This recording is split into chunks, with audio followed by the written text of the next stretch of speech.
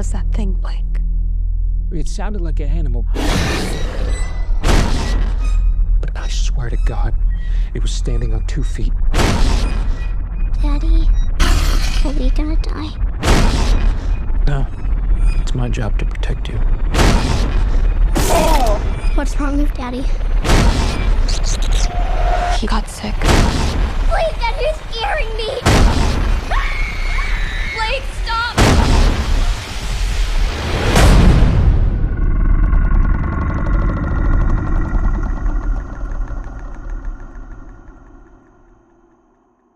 Daddy, is that you?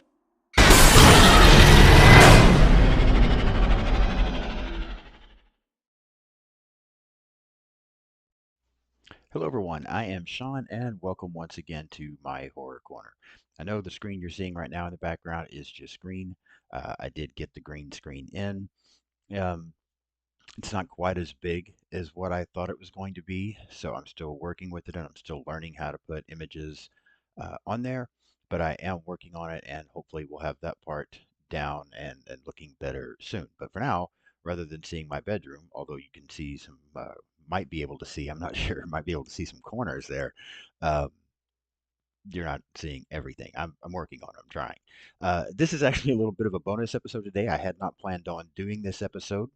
Um, I planned on kicking off just the beginning of next week with the Texas Chainsaw Massacre franchise. Finally, I've been talking about it for a while. We're finally going to get that started next week. But last night I went and saw The Wolfman. And so I wanted to just drop a very quick review on my thoughts on that. Not a lot of, extra stuff. Not going to get into Rotten Tomatoes score. I'm not going to walk through the whole plot. Not going to do spoilers, anything like that. We'll just give some very basics about the film and then get into my quick reaction. I started to record this last night and I was just tired, so it didn't happen, but wanted to get it recorded and out there. Like I said, just kind of a bonus episode today. And then next week, start talking about Leatherface and the Texas Chainsaw Massacre. So, Wolfman, um, like I said, just going to give some very basics. Directed by Lee Whannell, written by Lee Whannell and Corbett Tuck, produced by Jason Blum, cinematography by Stefan. Here I am with the names again. Dusko, edited by Andy Canny, music by Benjamin Wallfish, production companies Blumhouse Productions and Cloak and Company, distributed by Universal Pictures, just released January 17th, runtime of 103 minutes. The budget was 25 million, and from what I've seen just this morning, opening night, of course, now I know here it actually released on Thursday the 16th. I'm sure that was the case a lot of places, but I'm seeing only a box office number of 4.5 million at this particular time. But again, we're only talking one night. We'll briefly talk about the cast. Christopher Abbott as Blake, who also becomes the Wolfman. Julia Gardner as Charlotte, Blake's wife. Matilda Firth as Ginger, Blake and Charlotte's daughter. And Sam Yeager as Grady, Blake's estranged father. Um, yeah, let's just go ahead and jump in and talk about this. So, I want to say this first of all. Remakes are such a difficult thing, in my opinion, and so you hear so many different people with different opinions when it comes to remakes. And I'm really the same way. There are some remakes out there that I absolutely love. Uh, there are some remakes out there that I am not a fan of. I don't know if you can call this movie a remake. I mean, it is, but it isn't because they really go someplace other than the basic origin of you get attacked by a wolf, you turn into a wolf man. That's really the only similarities with this. I was trying to make sure I didn't miss anything with this with this film. Sorry, compared to the original from back in the 40s with Lon Chaney. Um, I have been one of those people. So I am so big on originals. When I look at horror movie franchises in general, even though I may love multiple movies in a franchise, a lot of the times the first one just always remains my favorite. Um, Not every time, but a lot of time. Halloween, perfect example. There are some really good movies in that franchise. There are some bad movies in that franchise, but to me, the original from 1978 still the best. I'm a huge fan of the Universal monsters. And I've always felt that way where they are concerned. I've seen a lot of Dracula movies. I still don't think anything beats Bela Lugosi's performance as Dracula and that movie from the 30s. Same thing with Frankenstein. I've seen Frankenstein movies, but the original from the 30s is the best. And I've always felt that way as well about The Wolfman. I've seen a lot of werewolf movies, um, but I've always believed that the best one was the one from the 1940s. And anytime some of these classics get remade, I tend to struggle with them a little bit, especially if they start to go in a different direction because I want the original. I want that. I am starting to learn, and I just realized this last night sitting in the theater. I am starting to learn it doesn't always have to be like the original. It's taken me 52 years, I guess, to figure that out, but I am starting to realize that it doesn't always have to be like the original. And here's why I'm saying that. Um, Again, I don't want to give spoilers away. I absolutely love this movie. This movie was better than I imagined. I really didn't know what to think going into it. I knew I wanted to see it. I knew it looked good, but I really wasn't sure how I would come out of it because I remember the Invisible Man remake from like 2020, I think. When I went and saw that, I thought it was fine initially, but I walked out a little disappointed because it didn't stick with the plot of the original from, like the 30s. And that bothered me until I rewatched it a couple of times and then was like, actually, this is a really, really good film. I still don't know that I prefer, I still probably like the original better, but this is a really good film. This movie, when I walked in, I was found myself in that same mindset. I was thinking, I hope this is a lot like the original. I hope they stick with these things. I wonder what the actual Wolfman's going to look like. Um, Still in that mindset. And I enjoyed the opening of the film. There's some good suspense moments there. But just through the opening and then getting to know the primary characters a little bit that we do, the father, the mother, and the child, I immediately began. I was enjoying it. I was enjoying getting this introduction to the characters. I was enjoying where it looked like the story was going to go, and it just suddenly hit me. And this is probably going to sound cheesy as hell, but it just suddenly hit me. The Wolfman's always going to be the Wolfman. This is just a different telling.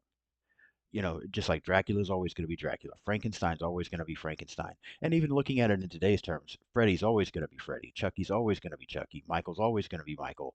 Just sometimes we're getting a little bit different version, right? Maybe it's because masks or costumes or design looks different. Maybe it's because it's a different actor portraying a character differently.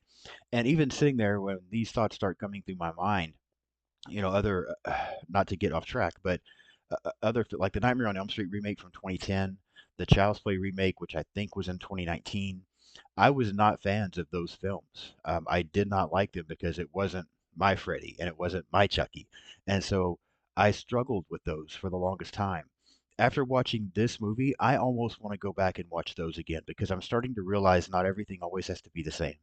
You can change things up a little bit and still produce a good film. May not be as good as that original, and I don't think there will ever be. I hope we get more Freddy content out there someday, but I don't think we're ever going to have someone who does it as well as Robert Englund. But that doesn't mean something can't be a little bit different and try because I want more Freddy. Um, and I think that's really what we have to decide. Robert Englund's a genius. He does an amazing job. Fantastic actor. I want more Freddy. And if Robert can't do it anymore, give me something. And so I'm starting to realize it doesn't have to be just like the original to still be good. And I think as that thought process started going through my head as I was watching this film, I was able to completely forget the original. And this is what happened. And just enjoyed this one for what it was. And that being said, I think it made me like this movie. It made me enjoy this movie much more than I expected to. I thought the special effects were very good. I thought the performances were great. I liked the design and look of the Wolfman. A lot of times, even I've said this before, sometimes trailers give away too much, sometimes they don't. After watching this film, I'm like, really, the trailer did a good job because it didn't give away too much. And the film itself left us in suspense for a little while as to what is the Wolfman actually going to be like because we're only getting glimpses, a really quick view. So I thought that the way they played that out was good. I thought the story was good. I really enjoyed everything about this film last night. Um, yeah, I was trying to think if it was missed anything. I thought it looked good. Cinematography was good. Score, nothing really stood out to me about the score, but Again, the performances were all fine. The only problem that I had with any performances, and this is not that anybody did a bad job, this was me. So, and I want to look up the name again, so I don't want to pronounce it wrong. So that's what I'm doing here. Um, Julia Garner, who plays Charlotte, the Blake's wife and Ginger's mom. Gosh, excuse me. Um, I know her from Ozark, um, and I really enjoyed the series Ozark that was on Netflix. Um, Her character on Ozark was all over the place. Sometimes I thought I liked her, sometimes I couldn't stand her. Like I really wasn't sure what I thought about her character, but she nailed it. She gave a great performance in Ozark. But I haven't seen her in anything else other than Ozark, and so seeing her in this movie and in this role, I was struggling with that for just a little bit because I kept thinking, this is the Ozark girl. Like, what is she doing? And so, but again, her performance was fine. I'm not knocking her performance at all. It just took me a few minutes to get past that she's not the Ozark girl in this movie. That's the only issue that I had whatsoever. And again, that's on me. That's not on her. So I thought the performances, like I said, were great. Um, Special effects were good. I liked the design of the Wolfman once we got to see it. I liked how um, human it still looked to a degree, with just some changes here and there. I just really liked everything about this movie. It was a little bit sad, honestly, in my opinion, the way things were playing out. I just thought this was really really good, and I don't want to go into to too much because I'm afraid I'm going to start giving spoilers. But if you haven't seen The Wolfman, I highly recommend checking it out. I thought it was a very very good movie. Um, Met my expectations, exceeded my expectations so much better than I thought.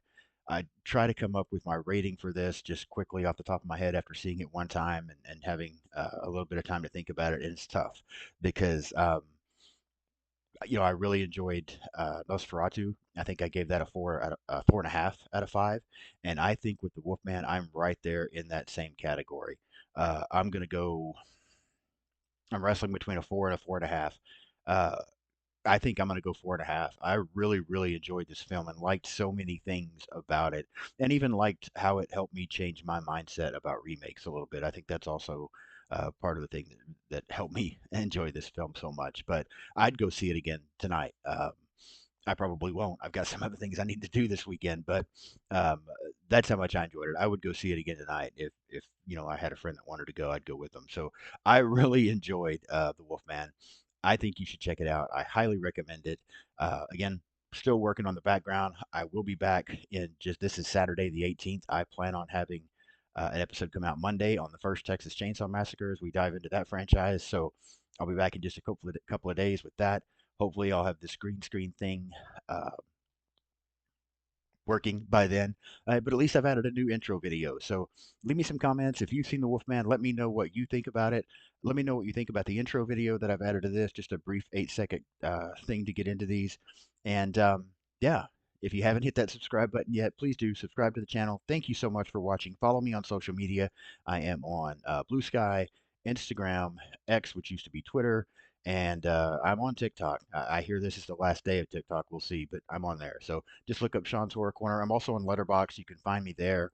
I think Letterboxd and X, it's actually just my Horror Corner because Sean's Horror Corner is too many characters, but whatever. So find me on social media. Give me a follow. I try to follow back as much as possible. Subscribe to the channel. Channel? What the fuck?